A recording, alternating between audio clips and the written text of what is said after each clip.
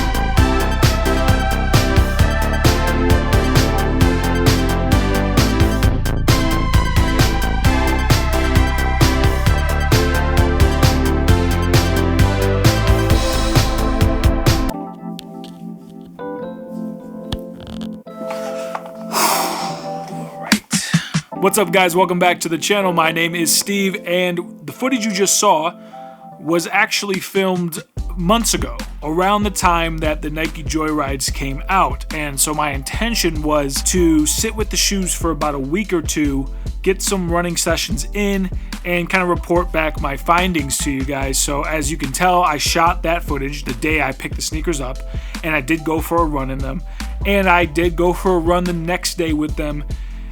And then I kind of stopped because something just didn't quite feel right with this shoe. Now, I want to get it out there that, I am not some avid runner that logs 20 plus miles a week.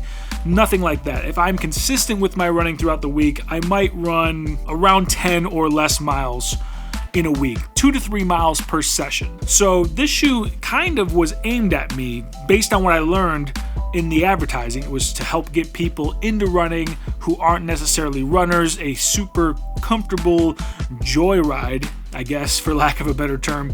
An easy way to get yourself into the mode of running and hopefully converting you into a runner, so then you could pay $200+ for every new higher end flagship Nike running shoe that they drop. But then again, these things were not cheap. These were $180 at retail, and I thought to myself, man, I'm not too happy with this purchase. But I decided to sit with them a little longer, give them another shot, and just kind of see where it goes. And really, I kind of all but abandoned running in these shoes. I much prefer Vapor Max over these shoes. I even would rather run in some Nike basketball shoes. I was also running with the KD12s, which I thought were better running shoes than this one for me. So fast forward a couple months, these things just kind of sit on my shelf. I don't do anything with them. I decided that I'm just going to wear them out casually to an event.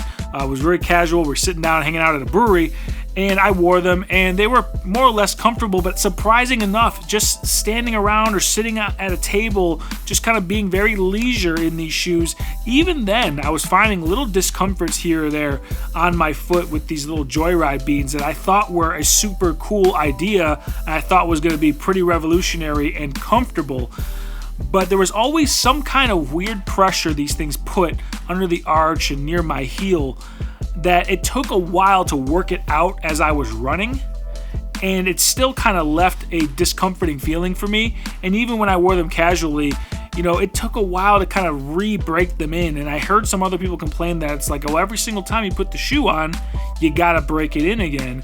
And I thought maybe that those opinions were a little bit overblown, but it kind of rang true for me, to the point where that it wasn't comfortable right when I put my foot in, so then I had to work through that discomfort to find a better place for my foot in the shoe.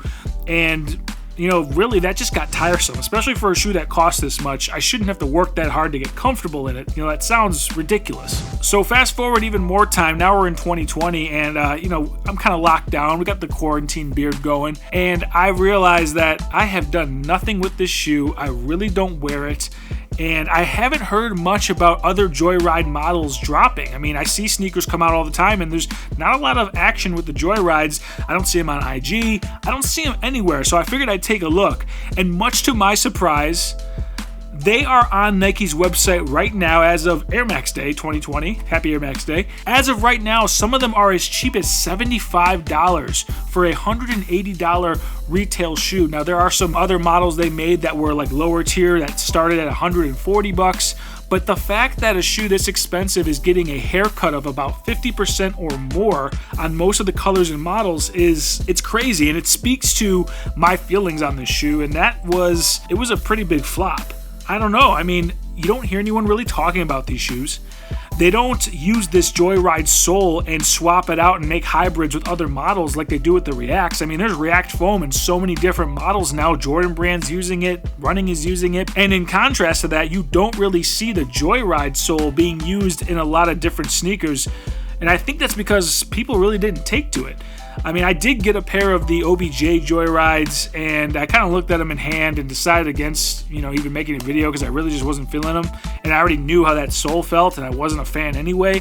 But other than those OBJs, and, you know, there's a couple other ones, there isn't a lot of traction going on with this shoe. And I just think it really didn't work out in Nike's favor, hence the 70% in some cases discount you can get on Nike.com right now. I'm not saying you should go buy them because I really don't recommend these shoes to them, but if you like the look of them aesthetically, you know, you can do a lot worse for $70-$80, that's for sure. But I want to hear from you guys. Did you guys try these? How did you like them? Do you love them? Do you use them to run? Do you use them as a casual shoe? I mean, I think aesthetically it's a great looking sneaker. I would love this silhouette, but maybe throw some React foam down here or even just some Zoom Air. I think it's a great looking shoe that I would definitely wear, and I'm going to try to wear this shoe every now and then, but would I buy another pair? Not even at this discounted price, let alone retail. I wouldn't. I'm going to stick with this one, wear them into the ground, and when they're done, they're done. And I, for the most part, think that Joyride is probably going to get circulated out of Nike's rotation in the next year or two anyway. But they did say in their earnings call that Joyride was one of the catalysts for their double-digit sales growth. And I think maybe that was an initial surge of people being interested in the shoe. I'm curious to see in future earnings calls, because I am a Nike shareholder, I'm a nerd like that, if the sales of the Joyride shoes are maintaining or if they're declining. I would suspect, based on what you're seeing online right now, that they are declining. But I have been searching Google looking for articles or blogs of people talking about if this shoe is a flop or not, and I can't really find anyone talking about the shoe. So I made this video to bring it up, and I want to ask you guys, let me know down below if you think this is a flop, if you didn't like them, if you would even consider buying them at the crazy discount they're going for right now. Let me know if the Joyrides were ever even on your radar. I think a lot of people just kind of saw them, thought they were cool, and then said, all right, well, what's good with the Air Max? But that does it for me, guys. Thank you so much for joining me on this latest video on the Nike Joyrides, a long-awaited video that I didn't think I was ever going to make, but now in quarantine mode, I've got more time on my hands than I previously anticipated. So let me know what you think about the sneakers down below. I hope your Air Max day went well. Mine did. I've got the Duck Camo 90s, the Duck Camo 2090s. We've got the metallic golds coming and the pure platinum 2090s as well. I'm going to do a separate video for each one of those. You can already get my initial thoughts and feelings on those sneakers on the video right here where I talk about all the Air Max Day releases. I ranked them, and you might be surprised. I was surprised at what the most hyped sneaker from the Air Max Day releases were. It kind of caught me off guard, but then it kind of makes sense when you look at the backstory. We're going to get into that on the video where I review those shoes in hand and see if my opinion changes. I appreciate your time. Hope you have a good day, good evening, good night, whenever you're watching this, and I will see you guys on the next one. Peace.